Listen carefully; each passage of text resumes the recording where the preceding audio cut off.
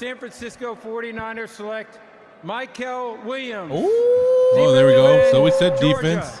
This is the argument. Who's the better pass rusher between Mykel Williams and Jalen Walker? But my thing is, I think a lot of teams are looking at Jalen Walker as like kind of a hybrid. He's an outside linebacker, off-ball linebacker, and edge rusher, right? This guy's just a pure pass rusher. Was it 6'5" in like an eighth or whatever that was? So him and Jalen Walker are literally opposites. Yes.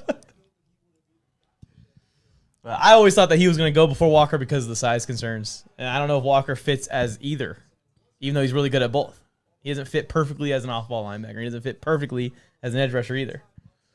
And this is something I think San Francisco needed to work on, was their defensive line or just their defense overall. Just getting quicker back to the quarterback. Hargrave's out of there, right? Getting back to their old school Niner defense. If you look at the roster for the Niners, it's really bare. It's rough, like they lost a lot. They got a lot of work to do. They probably need to find like 6 starters in this draft.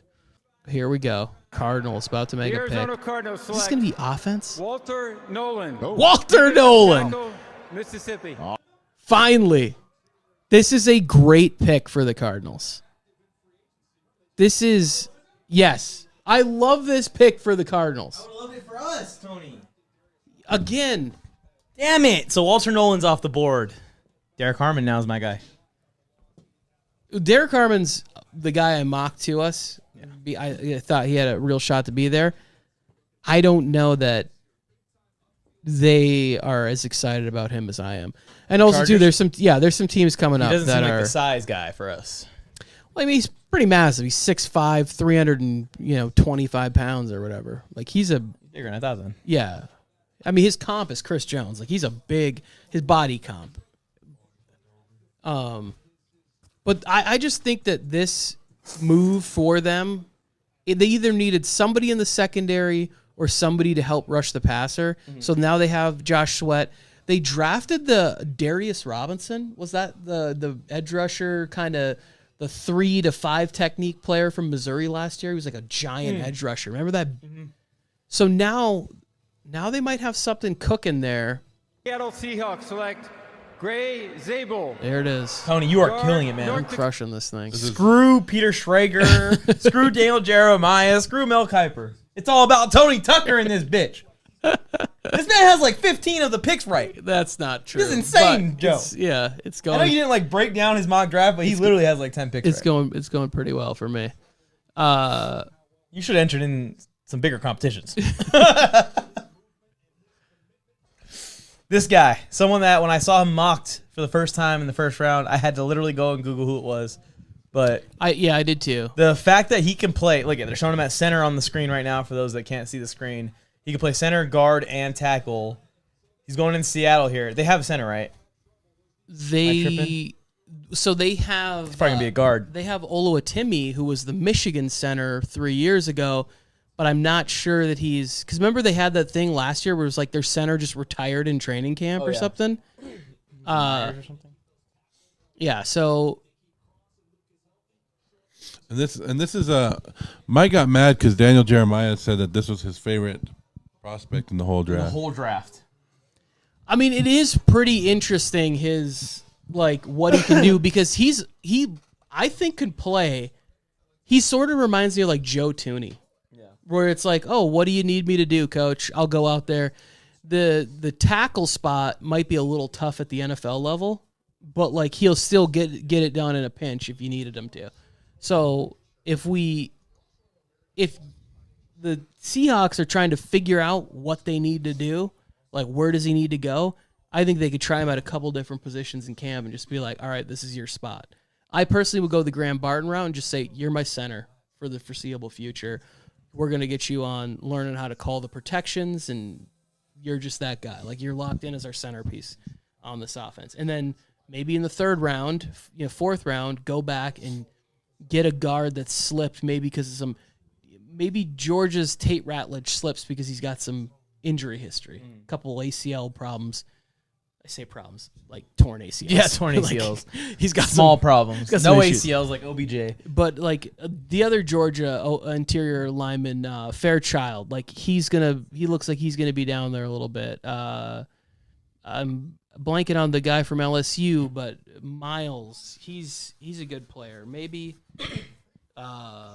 Jonah, I can't say his name. I need to see it to say it, but he's a tackle but wants to play guard in the NFL. He's a tackle from Arizona. That's fair.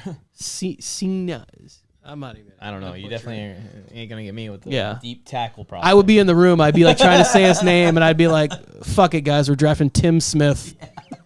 Just whoever that is. Guy. Ooh, they give a first round pick next year for this. Nice, LA. Way to go, Rams. Way to go, Rams. The Falcons. Falcons. The Falcons are the worst. What were you thinking, at Falcons? the draft, bro? Every year. To move up 20 spots, the Rams moved back 20 spots, picked up a first round pick next year and some other stuff. The Falcons, bro. And the Falcons have the potential to go off the rails again and be and eventually be a top 10. Wow. Top 12 pick next year, top 15 pick And next you know year. who they take? They take running back right here. I think it's a low chance right now, as of today, with the way everything's gone, for the Falcons to win the division. Joe, if they take running back, I will have to be quiet for 5 minutes. If they take running back, I will have to be trade quiet up, for 5. If they take any offensive player, they're absolutely stupid. This has to be. It's Campbell or maybe Mike Green, Will Johnson. Okay. All right. Yeah. It's defense. That's what they so needed. they drafted Walker already, right? Yeah. They Walker's just gone. And drafted. now you get Pierce. Yeah. No, this is. Yeah, rebuilding the This defense. is exactly. Okay, Falcons. I like that. I would not have given up a first round pick to do this, but this is a good pick. This is. So. But I'm just wondering if did they really feel that Baltimore or Detroit was like did they have to go up this high to get James Pierce? I agree, Joe. I'm on board with this. I'm still a little shook by the Jackson Dart thing, guys. This.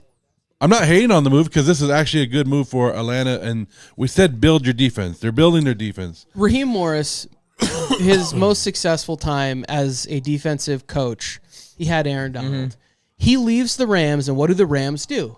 The Rams throw tons of resources at the defensive line for back-to-back years, and I will not be shocked tomorrow if they go ahead and draft like Alfred Collins as like a 6'6" nose, or not nose, but like interior guy to go with like Kobe Turner on that defense. I think the Chargers threw the Rams off, they wanted and made Hackman. the Rams pivot. And really, the Rams have always said fuck them picks, anyways. But I think the Rams had their mind on Hampton hopefully fall into. Well, now they're perfectly set next year where the Rams can go ahead and dominate this year. And if the quarterback that they want is at 1, they can trade 2 first-round picks next year and move up. Yeah. Because they just got this first-round pick from the Falcons next year. Guys, I'm going to be honest with you. This is going to be a pick in the teens again. Yeah, it's going to be 18, 19, 20 at best. Which is good for the Rams. I mean, they can pick up a really good player there. As I'm saying, if the Rams finish with like pick 28 next year and they have picks 19 in the first round, they'll be able to maneuver their way to the first overall pick a lot easier by getting this to get the quarterback they want.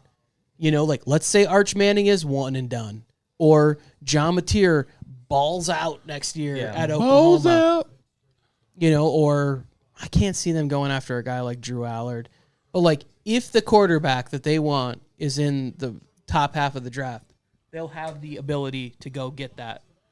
This is why good teams stay good teams, because people make mistakes at the beginning of the draft and let good players fall. True. And they just eat them up. Bill Flames, I went Mike on the mic. With something brand new, one time for your mind. He gave you fair warning.